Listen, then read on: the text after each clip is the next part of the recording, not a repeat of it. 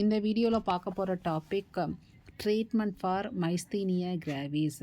மைஸ்தீனியா கிராவிஸ்ங்கிறது வந்து ஒரு auto immune neuromuscular disorder. So இது வந்து ஒரு ஆட்டோ இம்யூன் டிசீஸ். இது வந்து என்ன பண்ணணும்னா causes weakness in that voluntary muscles of the body. அதனால் வந்து பேஷண்ட் எப்பொழுதுமே வீக்காக இருப்பாங்க. So it causes weakness in that voluntary muscles. இது வந்து நர்வ் வந்து இங்கே வந்து ஃப்ரீ ஸ்னாப்டிக் மெம்பரைன் இருக்குது. மசில்ஸில் வந்து போஸ்ட் ஸ்னாப்டிக் மெம்பரைன் இருக்குது. இதில் வந்து என்னென்னா அசிட்டைல் கோலின் நர்வ்ஸில் வந்து அசிட்டைல் கோலின் வந்து ப்ரொடியூஸ் பண்ணும். அது வந்து போஸ்ட் ஸ்னாப்டிக் மெம்பரைனில் உள்ள அசிட்டைல் கோலின் ரெசிப்டார் கூட பைண்ட் ஆகிட்டு நார்மலாக மூவ்மெண்ட் நடக்கும். ஆனால் இது வந்து நம்ம பார்த்துருக்கோம் ஆட்டோ இம்யூன் டிசீஸ்ன்னு சொல்லிட்டு. ஸோ என்ன ஆகுனா இங்கே வந்து ஆட்டோ ஆன்டிபாடிஸ் வந்து இந்த ரெசிப்டார் கூட வந்து பைண்ட் ஆகிருக்கும்.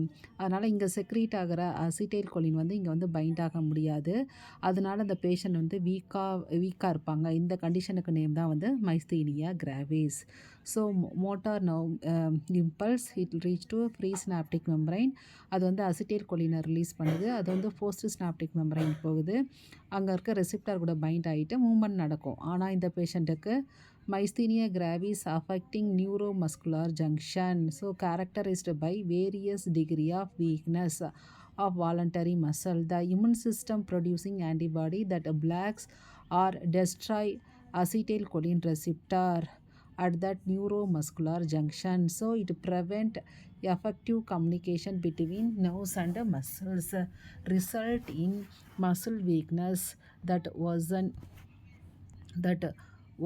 that activity. அது வந்து என்னென்னா அவங்களுக்கு வந்து ரொம்ப ஆக்டிவிட்டி குறைஞ்சி ஃபேட்டிகபிலிட்டி, அவங்க வந்து ரொம்ப டயர்டாக வந்து ஃபீல் பண்ணுவாங்க. ஆனால் வந்து அது என்ன ஆகும்னா இம்ப்ரூவ் வித் ரெஸ்ட். அவங்க எப்போ ரெஸ்ட் எடுக்கிறாங்களோ அப்போ வந்து நார்மலாகிரும்.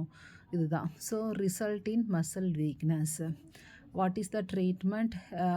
எதுக்கு நம்ம ட்ரீட்மெண்ட் எடுக்கிறோன்னா main aim of that treatment improve muscle strength and reduce abnormal immune activity.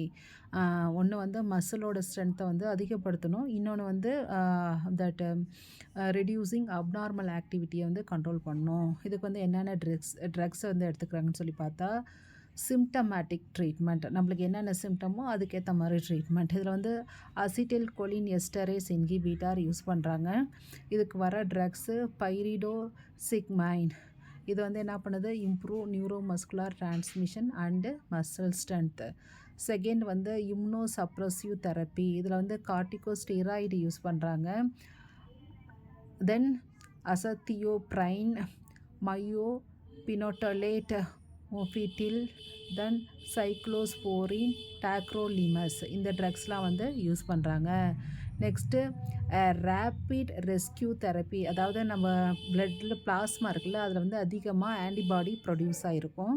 So plasma ஃபெரசிஸ் method மூலமாக ஃபுல் தட் ஆன்டிபாடியை ரிமூவ் பண்ணிவிட்டு அது ட்ரீட்மெண்ட் கொடுத்து அதை வந்து ட்ரீட்மெண்ட் பண்ணி அதை கொடுப்பாங்க. இல்லை அது ரொம்ப அதிகமாக ஆன்டிபாடிஸ் இருந்ததுன்னா அதை டிஸ்கார்ட் பண்ணிவிட்டு நியூவாக ஃப்ரம் டோனார்ட்டேருந்து வாங்கி நியூவாக வந்து பிளாஸ்மா வந்து டிரான்ஸ்மிட் பண்ணுவாங்க. ஸோ இந்த வகை மூலமாக அந்த பிளாஸ்மா வந்து நம்ம கண்ட்ரோல் பண்ணலாம்.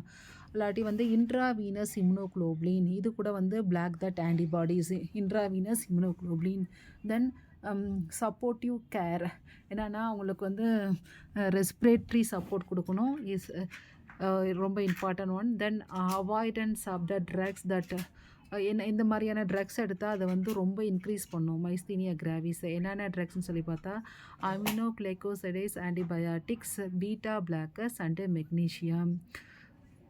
ஸோ இந்த வீடியோவில் மைஸ்தீனியா கிராவிஸ்னால் என்ன, அதை கண்ட்ரோல் பண்ணுறதுக்கு என்னென்ன ட்ரக்ஸ் யூஸ் பண்ணுறோம், அந்த டிசீஸை கண்ட்ரோல் பண்ணுறதுக்கு என்னென்ன ட்ரக்ஸ் யூஸ் பண்ணுறோங்கிறத பார்த்துருக்கோம். தேங்க்ஸ் ஃபார் வாட்சிங்.